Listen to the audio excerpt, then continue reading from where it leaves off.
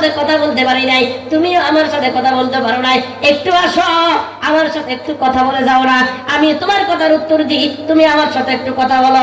যোহরের নামাজ যখন শেষ, বান্দা যখন যোহর নামাজ পড়ে গেছে, আসরের সময় আল্লাহ ডাকে, কয় হে বান্দা বান্দিরা আমি আল্লাহর সাথে একটু কথা বলার জন্য আসো। আসর যখন পড়া শেষ, বান্দা যখন খেলাধুলা লিপ্ত হয়ে গেছে, আল্লাহ বলে ও বান্দা বান্দিরা খেলাধুলা ছেড়ে একটু আমার সাথে কথা বলার জন্য মাগরিবের সময় একটু আসো না, তোমার কথা শুনে আমার খুব ভালো লাগে, আমার সাথে যখন তুমি কথা বলো আমার মনটা ভরে যায়। বান্দা যখন মাগরিবের শেষ করে আসার সময় হয়, আল্লাহ বলে ও বান্দা বান্দিরা আসো নামাজের জন্য আসো।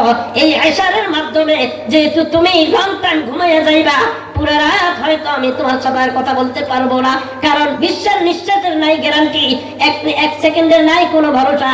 হতে পারে যদি তুমি আজকে রাত্রে মারা যাও, তাহলে তোমার সাথে আর আমি কথা বলতে পারবো না। ওগো নবীজি আপনি কোনো টেনশন নাই, আপনার কিছু কিছু উম্মত যারা চেষ্টা করবে আমি আল্লাহ তাদেরকে সময় মতো এনে 5 ওয়াক্ত নামাজ পড়াবো, আপনার কোনো টেনশন নাই। এই কারণে সালাত মানে মনে হয় এটা মনে আমরা আল্লাহর সাথে কথাবার্তা বলতেছি, কি বলেন কথা ঠিক না? আসসালাতু ইমাদুদ্দিন, নামাজ এটা হলো দ্বীনের খুঁটি।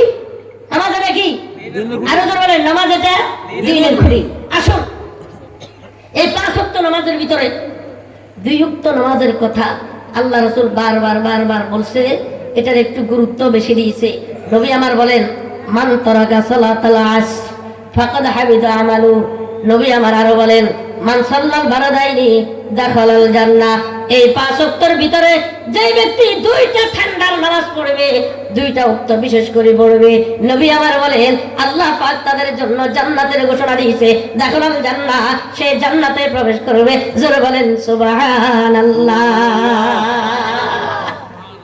তাহলে 2টা ঠান্ডার নামাজ। আসুন 2 ঠান্ডার ওয়াক্ত কোনটা কোনটা? ফজর আর আসর। দেখবেন আসর সময় কিছু পরিবেশ একটু ঠান্ডা থাকে, আর ফজরের সময় পরিবেশটা একটু ঠান্ডা থাকে। নবী আরেক হাদিসে বলেন মান তারাকা সালাতাল আসর ফাকাদ হাবিতা আমালু। যে ব্যক্তি আসরের নামাজ ছেড়ে দিয়েছে, যে ব্যক্তি আসরের নামাজ ফৌত হয়ে গেছে, সে পড়তে পারে নাই, নবী আমার বলেন ফাকাদ হাবিতা আমালু, তার সমস্ত আমল বরবাদ হয়ে গেল। এই কারণে এই 2 ওয়াক্তের এত বেশি গুরুত্ব কেন? আরো অনেক অনেক এই 2 ওয়াক্তের গুরুত্বের ব্যাপারে অনেক হাদিস নবীজি আমার বলে গেছেন। এই 2 ওয়াক্তের এত বেশি গুরুত্ব কেন? কারণ হলো এই 2 ওয়াক্ত এটা মুনাফিক যারা ছিল, মুনাফিক যারা আছে, তারা এই 2 ওয়াক্ত নামাজের ভিতরে অলসতা করে, তারা এই 2 ওয়াক্ত নামাজের ভিতরে অলসতা করে। এখন মুসলমানও যদি এই 2 ওয়াক্তের ভিতরে অলসতা করে, তাহলে মুসলমান মুনাফিক হয়ে যাবে। জোরে বলেন কথা ঠিক না? এই জন্য আল্লাহ চায় না কোন মুসলমান মুনাফিক হোক। 5 ওয়াক্ত তো আছেই গুরুত্ব, তার ভিতরে 2 ওয়াক্তকে আরো বেশি গুরুত্ব দিচ্ছে কেন? যাতে করে এই 2 ওয়াক্ত বিশেষ করে কোনো বান্দাবাদী না ছাড়ে, কারণ এই 2 ওয়াক্ত ছাড়া এটা হলো মুনাফিকের কাজ। এই 2 ওয়াক্ত নামাজ ছাড়া এটা কার কাজ? বলেন না কার কাজ? মুনাফিকের কাজ। তারা এই 2 ওয়াক্তের ভিতরে অবহেলা করছে, অলসতা করছে। তার মধ্যে থেকে 1 নম্বর বলেছি ফজর, 2 নম্বর হলো আসর। আচ্ছা আসুন এই 2 ওয়াক্তের গুরুত্ব এটার আরেকটা কারণ, আমরা আরেকটা কারণ জানি, এটা যে ফজর সময় আমাদের উঠতে খুব ভালো লাগে। কি বলে? ভালো নেই লাগে না? ফজর সময় মানুষ পাওয়া যায় না। উত্তরবঙ্গটাকে এমনও জায়গা আছে, এমনও কিছু কিছু মসজিদ আছে, ইমাম মসজিদ সব ইমামতি করে, মসজিদ সব বস একামত দিয়া, 2 জনেই মুসল্লি, 2 জনেই ইমাম, শেষ মুসল্লি, হেরা হেরা নামাজ পড়ে শেষ, আর কেউ নাই। এই কারণে এই সময় অলসতাটা বেশি। কারণ হলো যখন ফজরের সময় হয়, দেখবেন এবার শয়তান ফ্রি, আপনার শয়তান আপনার থেকে কোনো বিনিময় নিবে না, আপনার শরীরটা সে মেসেজ করতে থাকবে, মেসেজ। আপনার হাত টিপবে, পাও টিপবে, মাথা টিপবে, পুরো শরীরটা আপনার কি সুন্দর, সুন্দর করে আপনাকে ঘুম পাড়াই দিবে, মেসেজ করে করে। আপনার কাছে কি আরাম লাগে। আপনি যখন হয়তো মজর সাহেব আল্লাহু আকবার বলছে, আপনার হয়তো ঘুম ভাঙছে, ফজর আজান দিছে, উঠি তো যাইতে হবে। এখন শয়তান আপনার কাছে হবে আজান দেন, ওটা এখনো আধা ঘন্টা আছে, এত তাড়াতাড়ি কি করবে, কামাকা জরুরি।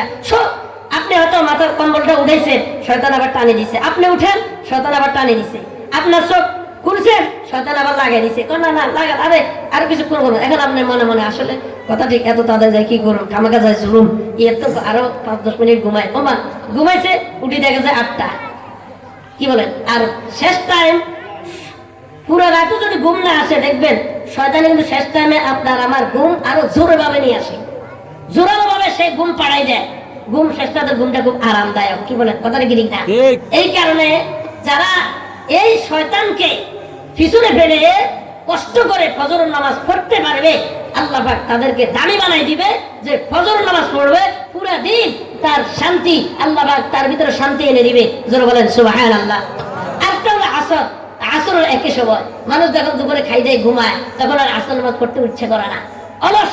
এই কারণে নবী আমার বলেন, হ্যাঁ হ্যাঁ, অলসতা যাতে করে তার থেকে দূর হয়ে যায়। আর অলসতা এটা হলো মুনাফিকের কাম, যাতে করে অলসতা দূর হয়ে যায়। এই কারণে এই দুই নামাজের গুরুত্বটা বেশি দিছে।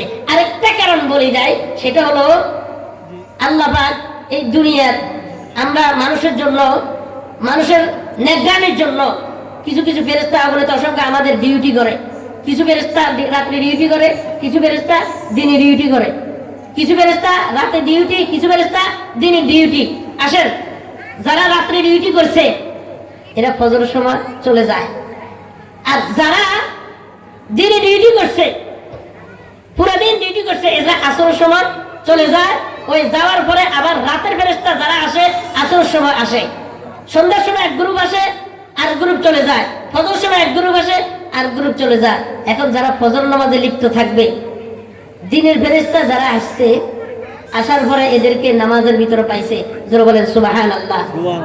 আবার রাতের ফেরেশতা যারা, এরা তো ফজর সময় চলে গেছে, যাওয়ার পরে দেখে গেছে এদেরকে নামাজের ভিতরে, এরা ফজর নামাজ পড়তেছে।